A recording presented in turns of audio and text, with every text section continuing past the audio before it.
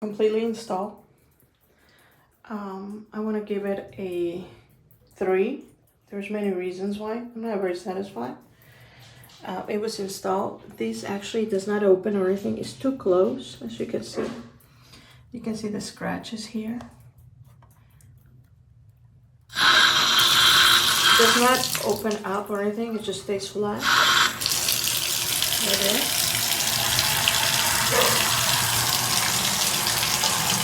It's dripping on the top.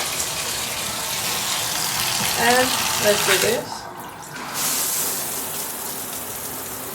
There it is.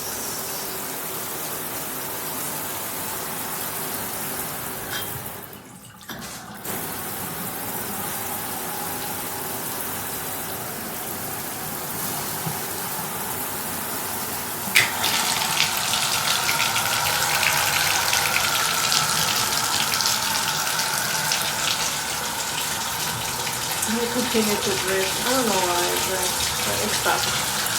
There we go again. There's the screw here visible. And the scratches, as I mentioned.